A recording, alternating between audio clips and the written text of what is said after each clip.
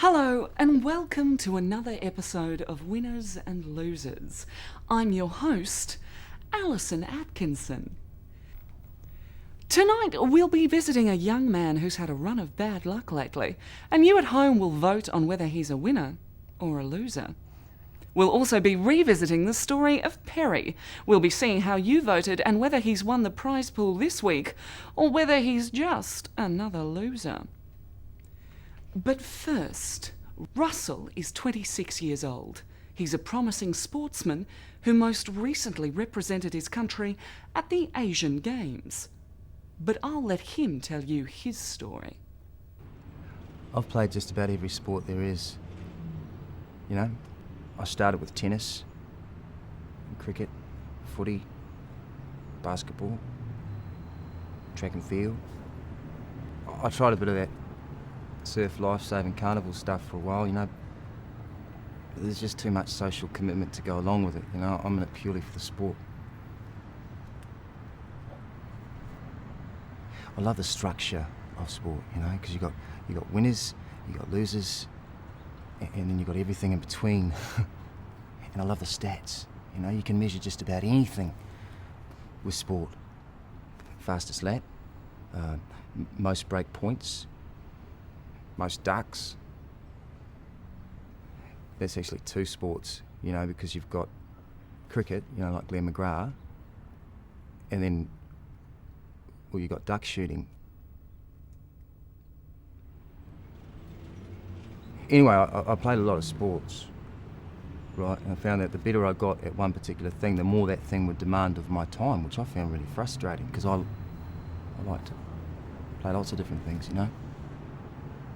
But after playing the field for a little while, I decided that it was time for me to settle down. And then I met Lee, and it all fell into place.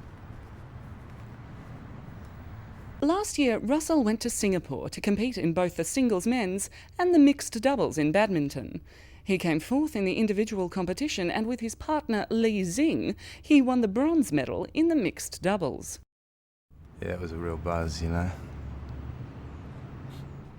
This is the absolute ultimate, you know. We come all the way over here from Australia, and to get bronze, that's all you could ever want, really, at a competition like this. So we're just absolutely stoked. Yes! It's awesome! It was the greatest day of my life. You know, for the first time, things were finally looking up. I was competing well. There was a chance that me and Lee could go to the Olympics. We were attracting some interest from sponsors as well.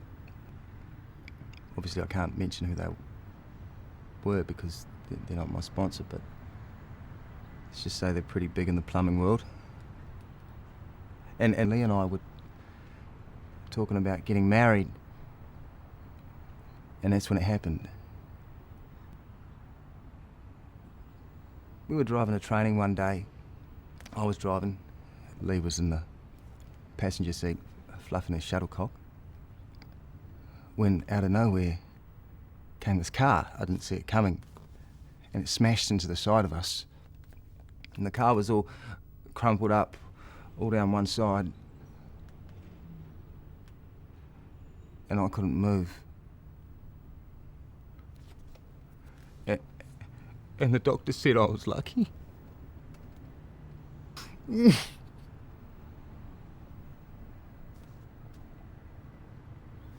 So,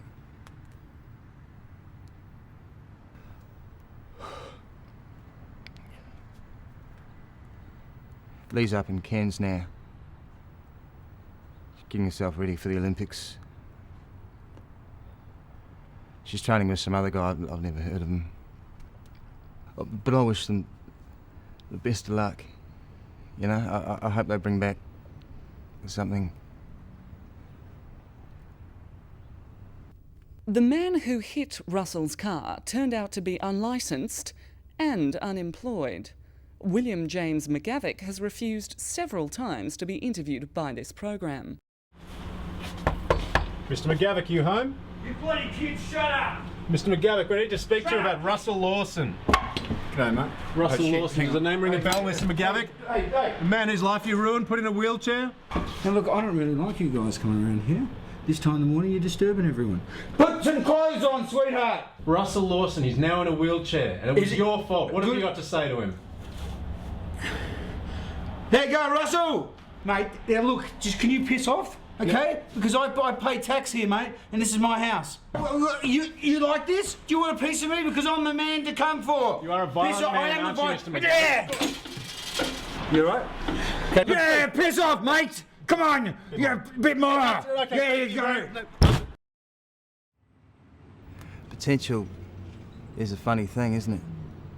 You know, I was just starting to go places, you know?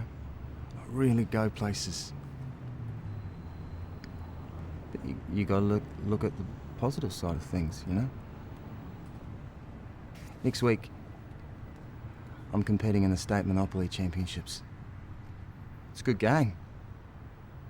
It took me a while to pick up the rules. Early on in the piece, I had an argument with an umpire about whether or not I should be able to privatise community chest. But you know, you learn and you move on. You stay positive, I guess. Doctor, what actually is wrong with Russell's legs? The Russell Lawson case is a very interesting one. There's nothing wrong with him, physically at least. Nothing that conventional medicine can find. I've been working intensively with Russell to bring to the surface the true nature of the complaint that has rendered him paralysed. At this stage, the only thing that'll get him back on his feet is necessity. And by that I mean, if Russell feels the need to walk, he probably will. It's like starting all over again, you know? Kind of like I'm learning things and I'm enjoying things for the very first time all over again. Potential means something different to me now, you know? I have the potential to be something that before now I never thought I could be. Yeah, so if I win the money, then, well, I'd work at getting well again. You know, I'd go and see Dr. Fleischman, I'd go to the physio, and I'd just get myself back on track. And you know, it's about the best chance I've got, so. After the cameras had stopped rolling, Russell told me a different story. Well, yeah, there is some slight movement in the ankle, which I guess more than anything's a sign of hope, eh? And then when I pushed him further on whether he could drive his car... Yeah, look, I'm not supposed to. The doctor says I'm not supposed to, but it's an auto, you know, so I don't have to worry about change of gears, obviously. And I find with a slight bit of ankle movement, I can get from A to B, but only in emergencies. And then he told me about his real plans, should he win the money. Well, the main thing I want to do, I suppose, is get my car fixed up. You know, it needs to be totally panel beaded, resprayed. My brother's really good at airbrushing. The thing is, I want to put on it, I've had this idea, right? And it's so cool. It's like, picture Escher, you know, but like kind of not. It's Dali, more Dali, right? And what I mean by that is you've got all these animals, you know. Now there's this dolphin that's come out of the sea, and there's the unicorn, and they're like heads of state. And behind them is all the animals of the animal kingdom that were on the ark, right? All dressed up like Sergeant Pepper's. Anyway, the dolphin and the unicorn are holding hands. Well, they're not hands, they're like hooves and flippers, you know. But it's to say we're mates, you know, the head of the Dreamtime and the head of the ocean, we're mates. And we can all get along. Yeah, so anyway, that's it. And I reckon it'd be pretty cool if people could see that, I think it would be cool. So there you have the story of Russell Lawson. Now you at home have the chance to vote on whether Russell is a winner or a loser. Dial 193233 if you think that Russell is a winner and deserves the prize pool of $30,000. Or dial 193234 if you think that Russell is a loser, and next week that prize pool will jackpot to $35,000. We'll give you the results on that one next week. And finally for tonight, last week we brought you the story of Perry, an up-and-coming musician who was trying to busk his way to Nashville to chase his dreams of becoming a country music legend. We followed Perry for a day as he wowed peak hour commuters with his unique brand of music, and then we found him later that evening in Hyde Park, vomiting into one of his own shoes. The votes have come in for Perry on winners and losers, and I'm sorry to say that it was an overwhelming majority to loser. That's right, 84% of viewers. So sorry about that, Perry, but good luck, Russell, for next week when the prize pool jackpots to $30,000. So get voting, Australia, and I'll see you next week on Winners and Losers. I'm Alison Atkinson. Good night.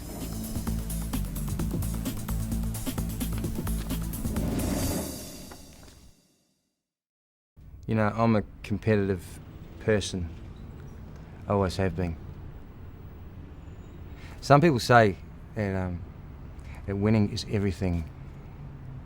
There's more to it than that. Like you know, when you're bowling, temper bowling, I would take one really good strike and 9 gutter balls above 10 reasonably good spares any day of the week. You know, I'd lose. But that feeling, you know, when the ball leaves your hand and it glides effortlessly, you know, down the lane, and then it gets to the other end and it smashes the pins, all the pins over, and they fall into the back part. That's perfection, man. And that's all that matters. That's what I think it's about.